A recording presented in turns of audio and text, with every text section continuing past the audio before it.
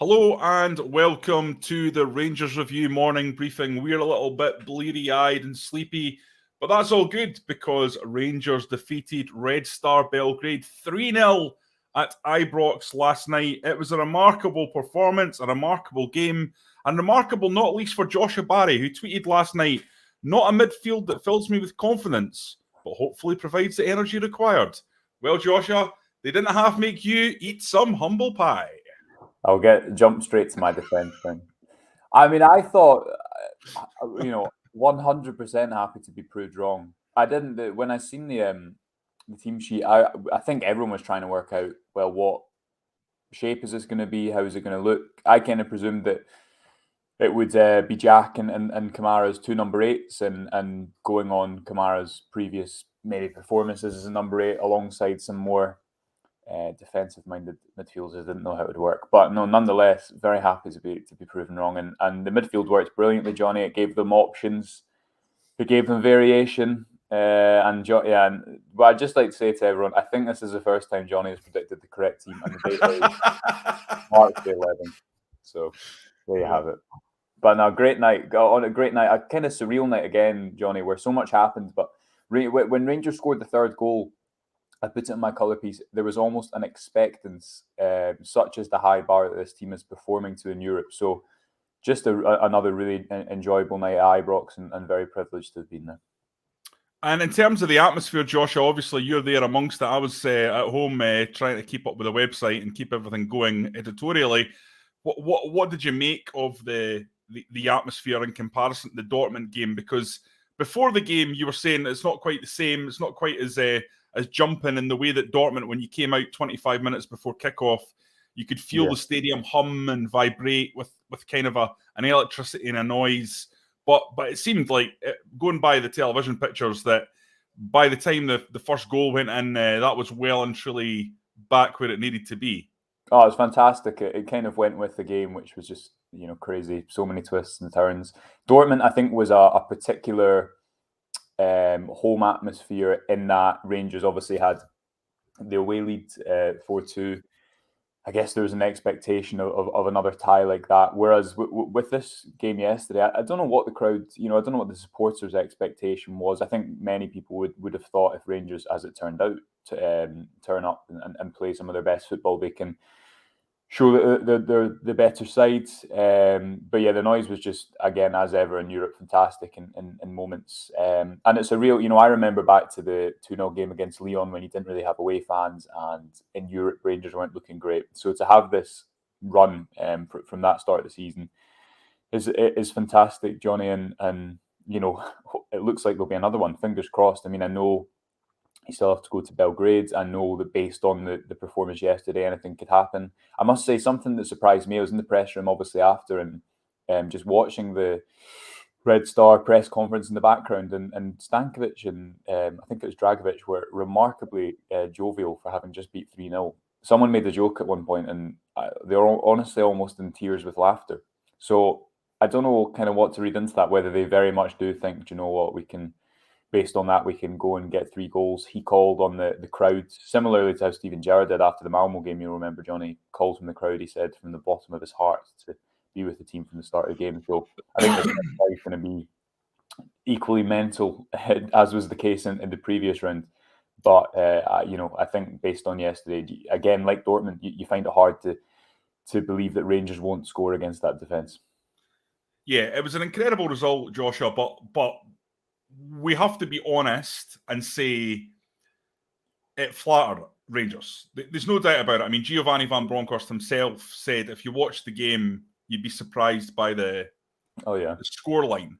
I think the XG had expected a 2-2 draw, effectively. I think it was something like 1.7 for Rangers against 2.1 for Red Star. So that tells you that perhaps that there was some luck went Rangers' way during the game. But at the same time, you also felt that while, I mean, the XG says Rangers had 1.7, I kind of felt like Rangers could have had 5. Because there were so many opportunities that didn't necessarily lead to shots that they could have exploited more given another day or another circumstance. Yeah. And Red Star, there was times in that game where Red Star were completely on the rack.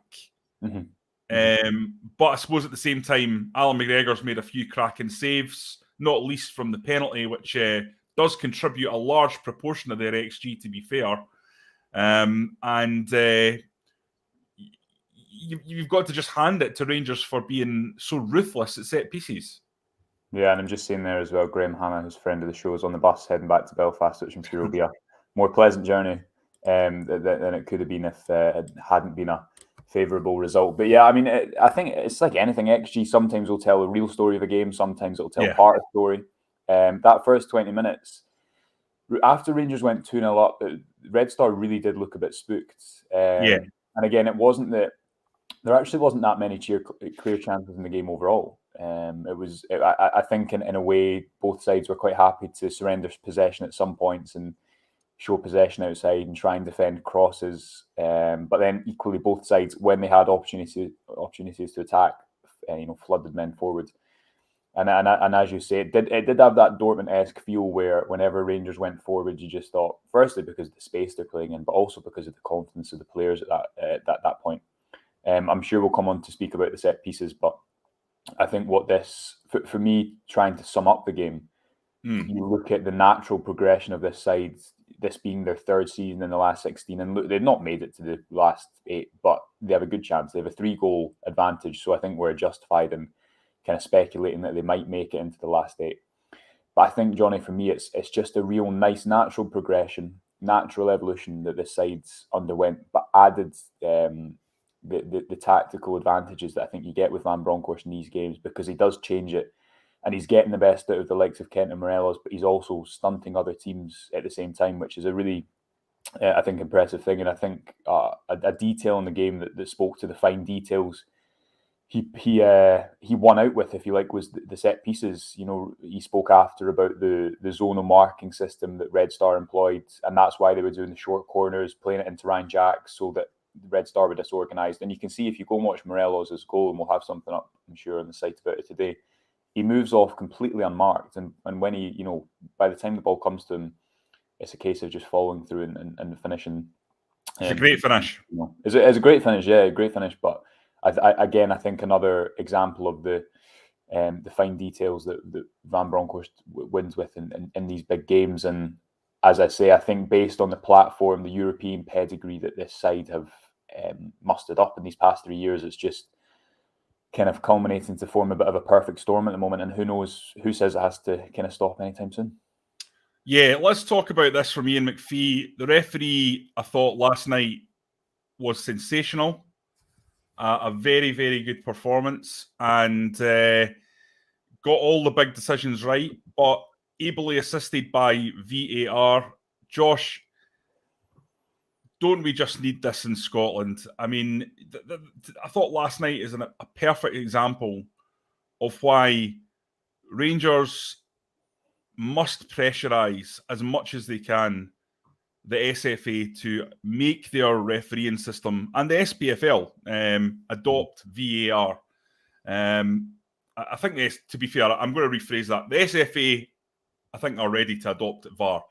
It's the SPFL paying for it that's the issue. It's absolutely crucial, isn't it, for Scottish football?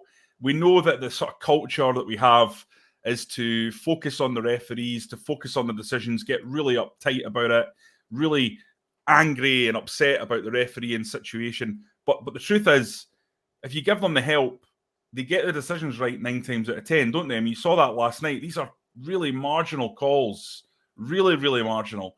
But with VAR, it means you can check them and be sure of what you're calling. And last night, I thought, superb. They did exactly that. I mean, if that had happened in Scotland, that Ryan Kent incident, we'd be talking about it for the next 3 days. We'd all be sick of it. But, you've got VAR. You can go back and just sort it out.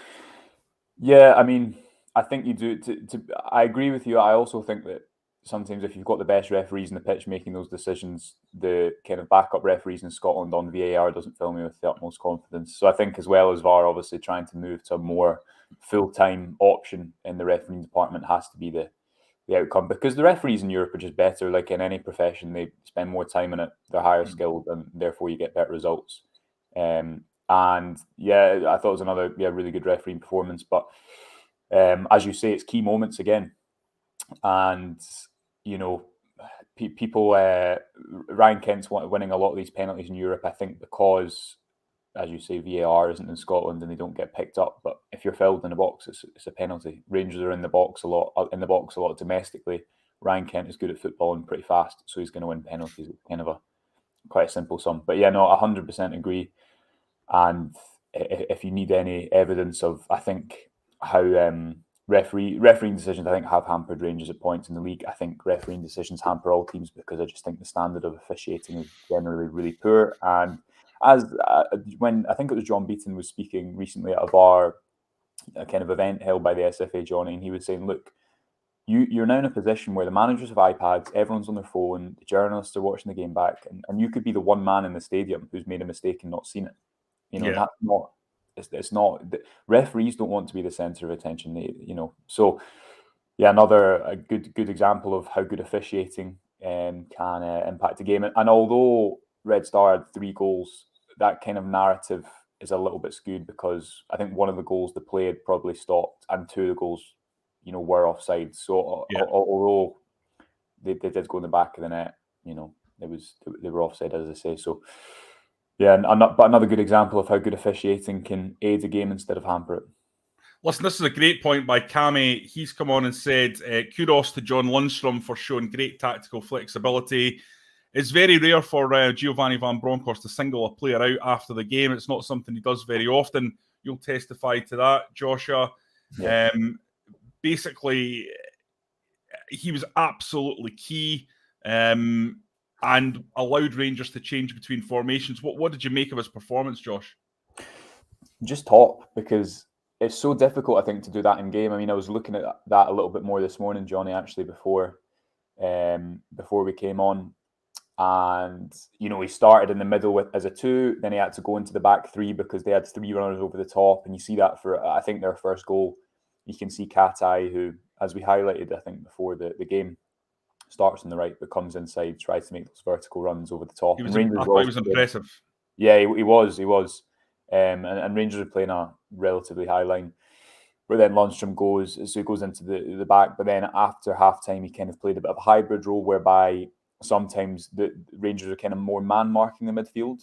So you had Glenn Kamara playing a bit of a high disruptor role, sitting on Sanogo, doing so really effectively, stopping Red Star playing through the pitch, forcing them along, forcing the ball to turn over a bit more. And I think that kind of stunted the game up until maybe 70 minutes when they started to have some pressure.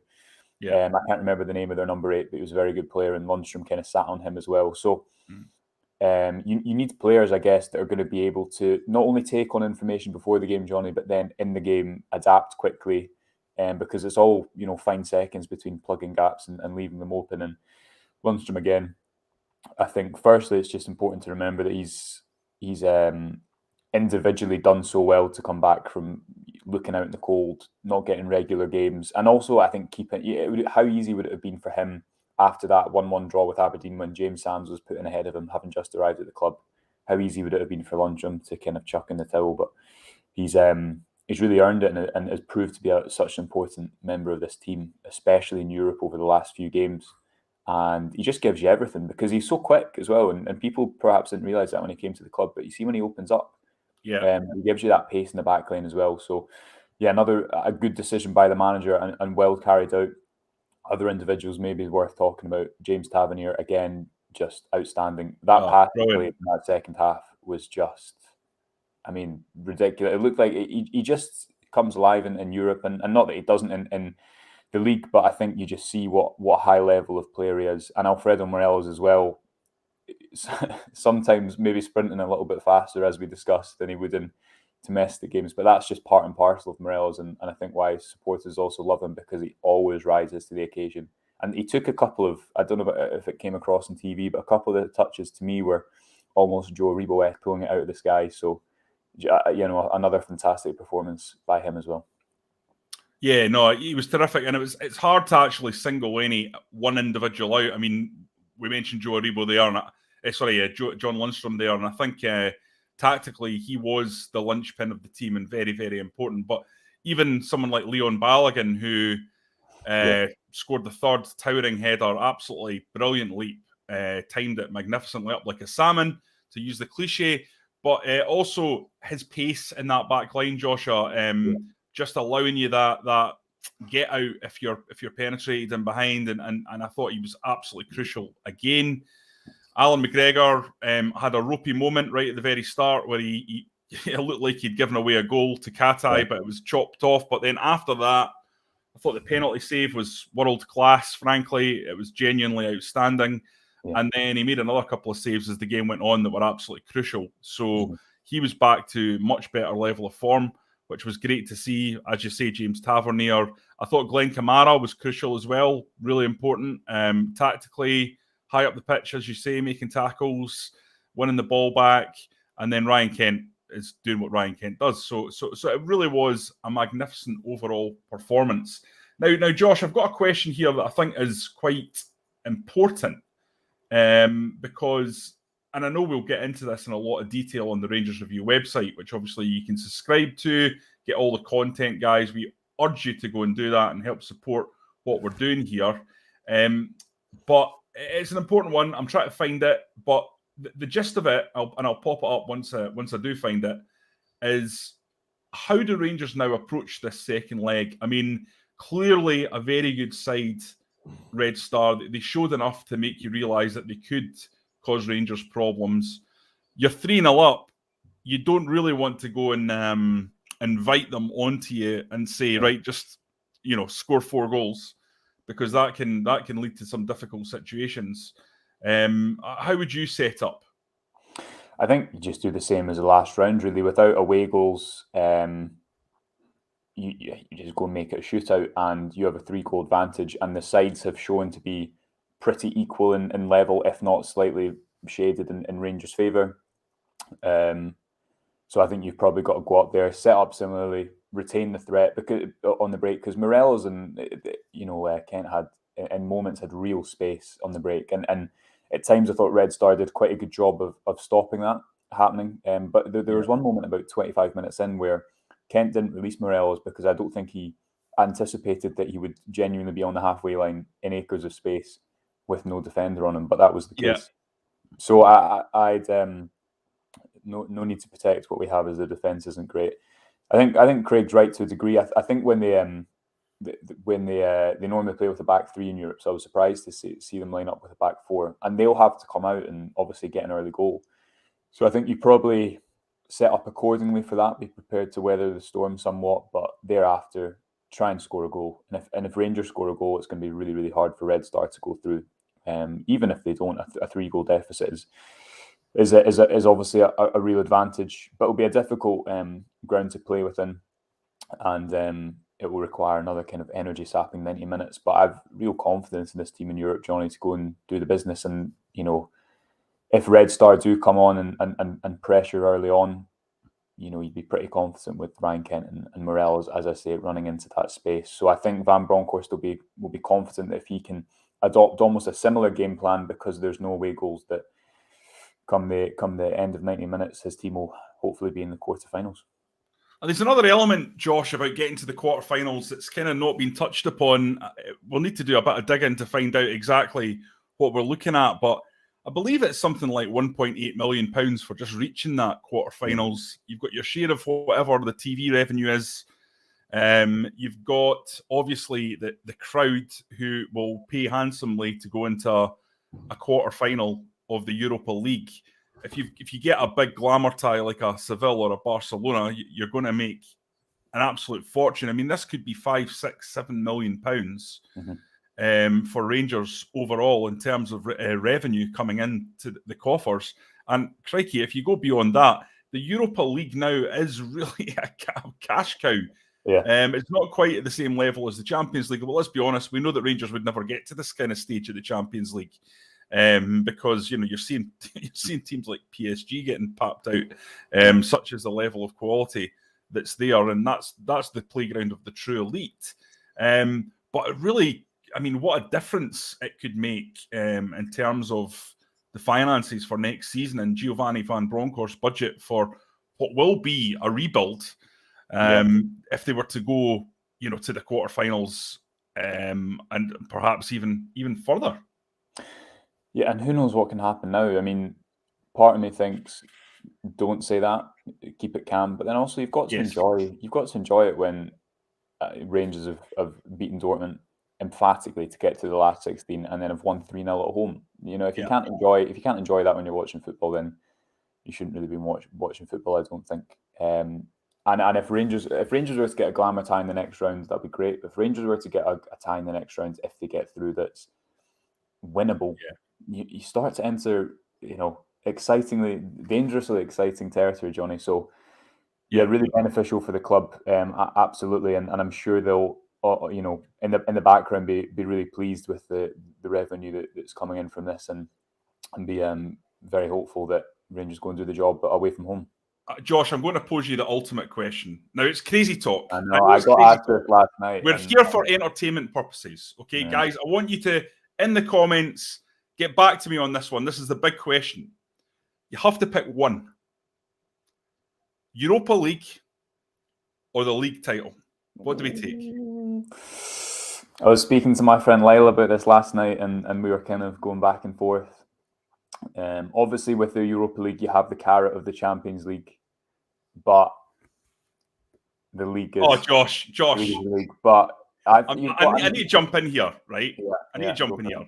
Go for it. So, gents, I think a lot of people will say both, but for me, you take the Europa League every day and all day and every week and every month and every year. If you could get one of them, the Europa League would be the biggest achievement in the club's history. I mean, the Cup Winners' Cup, and that was great in 1972, but it was a different world. I mean, Rangers are not supposed to even be at this stage of the tournament. Never mind winning it.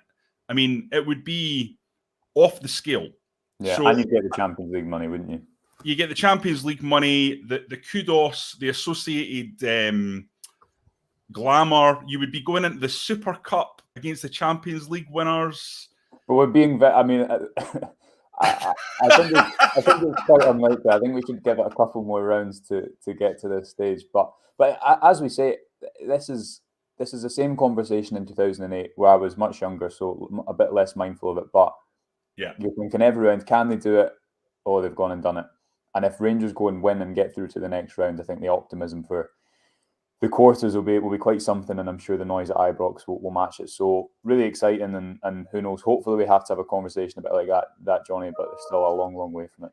Yeah, a lot of people in there saying that they agree with me. A lot of people saying they want the league title. So it really is one that splits people. It's a bit of fun, guys. It's silly, obviously. It's far too early for this kind of chat, but it's an interesting one to think about. And listen, I think Cammy26 sums it up. Where is he?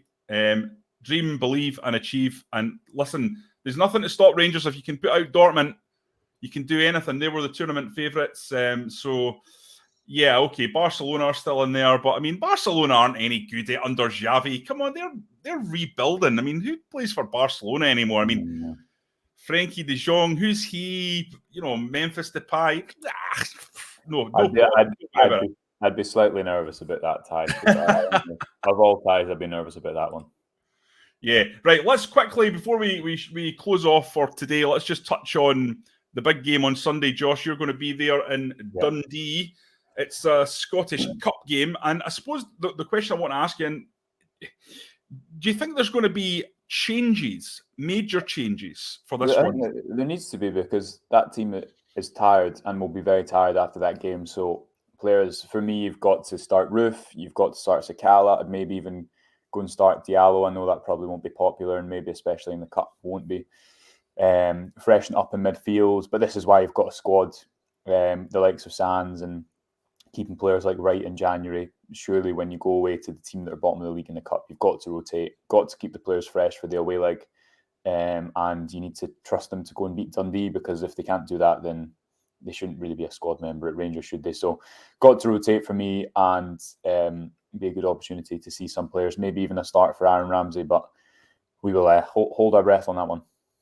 Yeah, absolutely. I've got a bit of stick about saying it was a bit lucky earlier on. I didn't mean that it was overall lucky. I just meant that on another day, these kind of offside decisions, it's fractional, it's marginal, it's a very thin line between success and failure. And sometimes these things go against you, and sometimes they go for you. And Rangers have had bad luck at times in Europe over the years, believe me. So no, it's great to have seen such another phenomenal result. And listen, the other thing is, I don't mean to get on my hobby horse here, my high horse about this, but this is amazing for Scottish football. This run that Rangers are on right now. You see what's going to happen in terms of automatic Champions League places in the seasons ahead. This has been built on the back of Rangers' return as a European force. They're outperforming anyone else in Scotland. And that's got a benefit to the whole of Scottish football that sometimes I think nobody really talks about. Yeah. Because I think there's a sort of fracture there between Rangers and some of the other fans in Scottish football, certainly on Twitter. But the realistic facts are, the truth is, this is an incredible result and an incredible series of results since the last 32 against Dortmund. And you're seeing Rangers racking up those performance points that will benefit everyone in the country. I mean, not only is there an automatic Champions League place, but in terms of qualifying for the other tournaments, there's less of the rounds to go through, those rounds that are problematic for every team outside of the Old Firm. So I think it's something that should be celebrated across the whole country. We know it won't be, of course, but the truth is, whenever someone performs well in Europe, it's great for everyone, and I think that should be more often stated. And here. Yeah, I think you said that perfectly. I'll just echo your sentiments. Yeah, and you're also looking at the time, don't we have to get off? So well done, Joshua. I'm more just thinking I should get writing. I should get tapping. Yeah, you've got things to do. Yeah. Right, guys, it's great talking to you all today. Obviously, it's good to have such an upbeat video and great to have you all commenting. Just absolutely hundreds of comments there today. So that's absolutely great. Your interaction is what makes these videos what they are. We hope you enjoy them. If you do, obviously get on to the website, www.rangersreview.co.uk/subscribe and join our subscription family and help support what we do. But other than that, thank you for viewing, and we will catch you